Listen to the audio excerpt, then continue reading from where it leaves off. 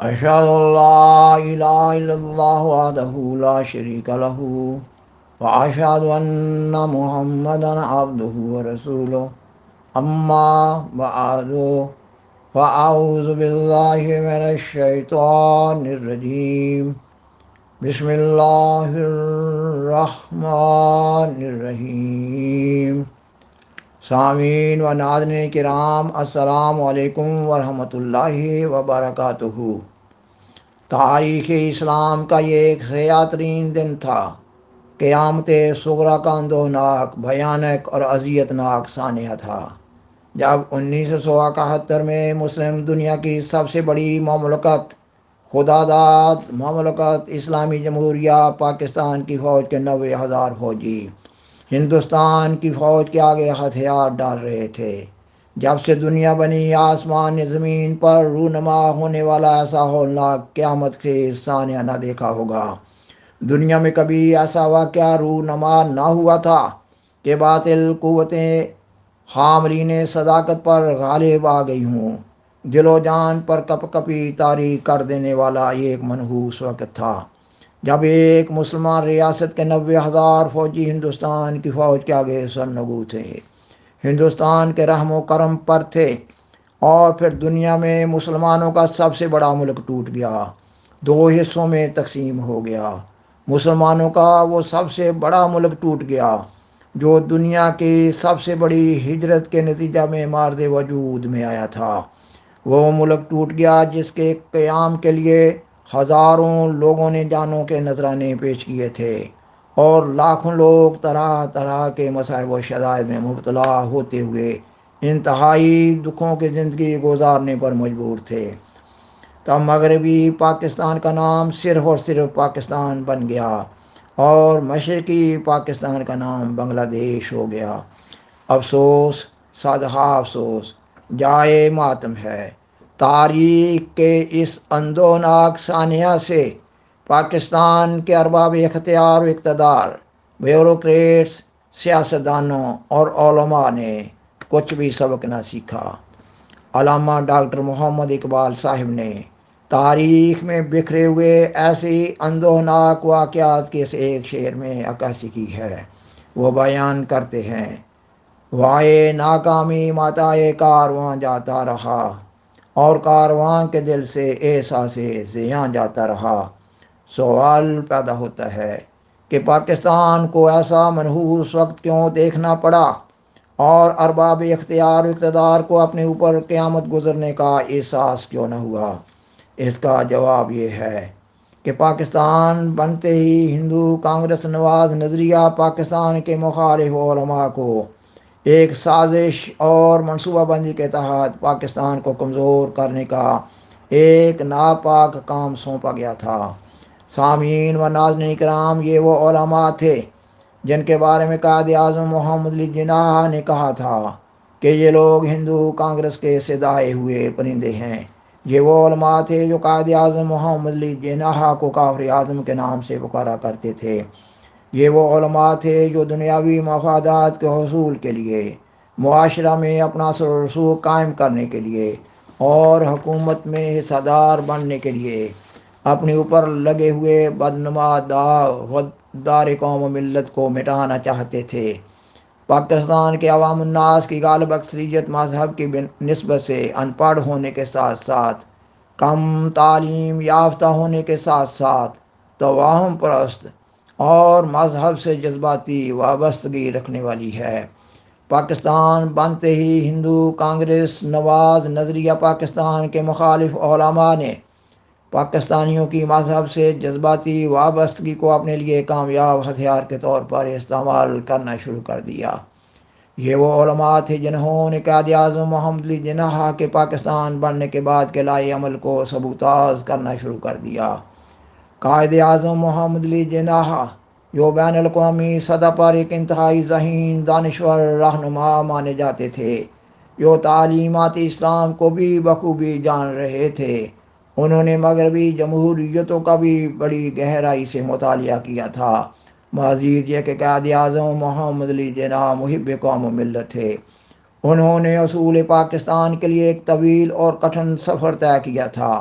وہ بر صغیر کی قوم کے نو شناس بھی تھے۔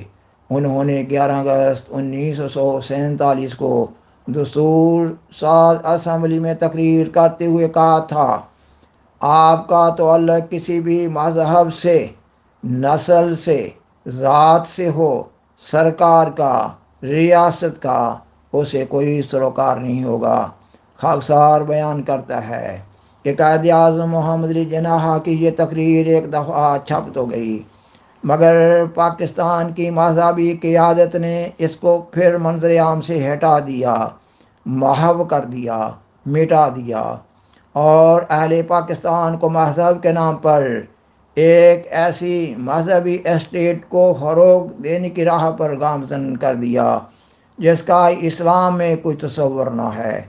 خاکسار بیان کرتا ہے کہ اس کا نتیجہ یہ ہوا کہ پاکستانی لوگ ایک قوم نہ بن سکے، کیونکہ یہ ایک تلخ حقیقت ہے کہ آج کی گلوبل ویلیج کی حامل دنیا میں مذہب کے نام پر کوئی قوم تشکیل نہیں پاتی، جبکہ یہ وہ علماء ہیں جو فروعی فقہی مسائل کی بنیاد پر نسل بعد نسل باہم دست و گریبان ہوتے ہوئے ایک دوسرے کو کافر اور واجب القتل قرار دے رہے ہوتے ہیں۔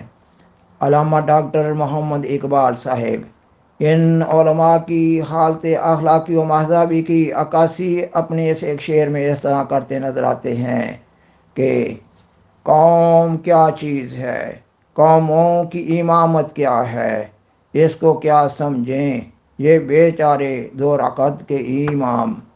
سامعین و ناظرین کرام، سیدنا حضرت محمد رسول اللہ خاتم الانبیاء صلی اللہ علیہ وسلم اس پرفتن دور کے مسلمانوں کی عکاسی اس طرح کرتے نظر آتے ہیں۔ آپ صلی اللہ علیہ وسلم نے فرمایا، لوگوں پر ایسا زمانہ آئے گا جب اسلام کے صرف نام باقی رہ جائے گا اور قرآن کے صرف الفاظ باقی رہ جائیں گے۔ ان کی مسجدیں ظاہر میں تو آباد ہوں گی، لیکن ہدایت کے لحاظ سے بالکل ویران ہوں گی۔ اس زمانہ کے لوگوں کے علماء آسمان کے نیچے بدترین مخلوق ہوں گے، انہی میں سے فتنے نکلیں گے اور انہی میں واپس جائیں گے۔ خاکسار بیان کرتا ہے کہ اسلام ایک مکمل، اکمل، دائمی صداقت کا حامل عالمگیر دین ہے۔ اسلام کا والی اللہ تعالیٰ ہے۔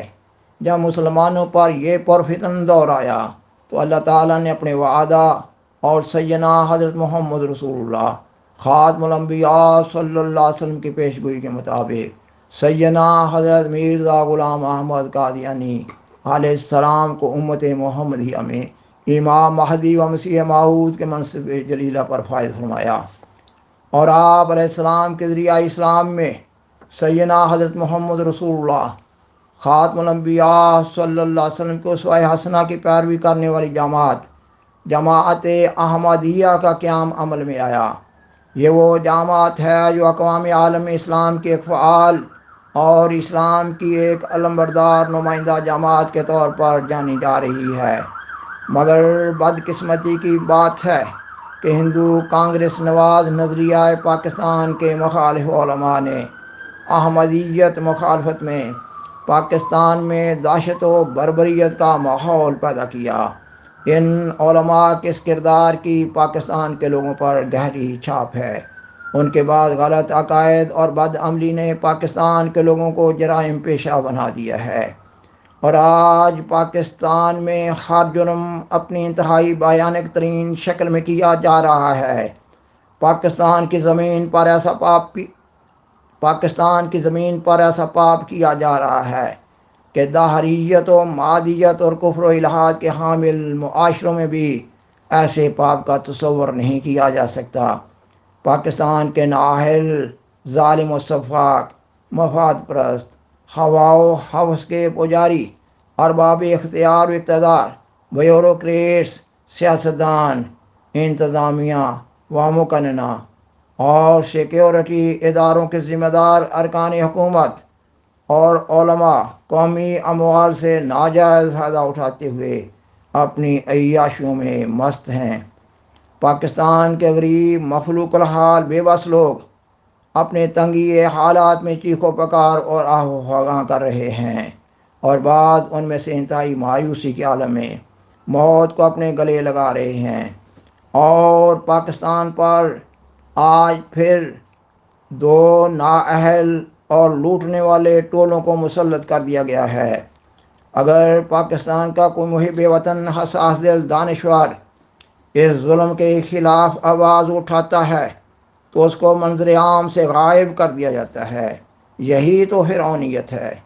ان لوگوں کو مرنا یاد نہیں، اور 1971 میں پاکستان کے ٹوٹنے کی طرز پر آج پھر پاکستان کو توڑنے کے لیے انتہائی محنت کی جا رہی ہے، اور پاکستان کو اس حال میں پہنچانے والے لوگ ریاستی مشینری اور اپنے پیچیدہ مکر و فریب کے گھمنڈ پر یہ دعویٰ کر رہے ہیں کہ پاکستان کو عدم استحکام کا شکار کرنے والوں سے سختی سے نپٹا جائے گا، جبکہ وہ خود اس کے ذمہ دار ہیں۔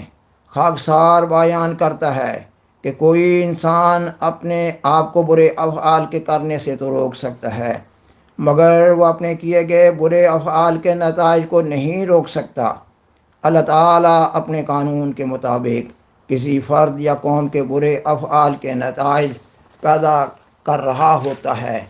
پاکستان کے معروضی اور زمینی حقائق کے پیش نظر کہا جا سکتا ہے کہ پاکستان کے ارباب اختیار و اقتدار پاکستان کو توڑنے جا رہے ہیں، مگر کیسے؟ انشاءاللہ تعالی اس کا کچھ احوال آئندہ کے پروگرام میں بھی بیان کیا جا رہا ہوگا۔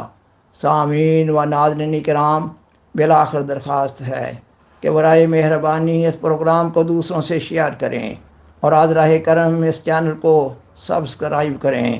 جزاکم اللہ تعالی احسن الجزا، وآخر دعوانا ان الحمد للہ رب العالمین۔ والسلام علیکم ورحمۃ اللہ وبرکاتہ۔ شکریہ۔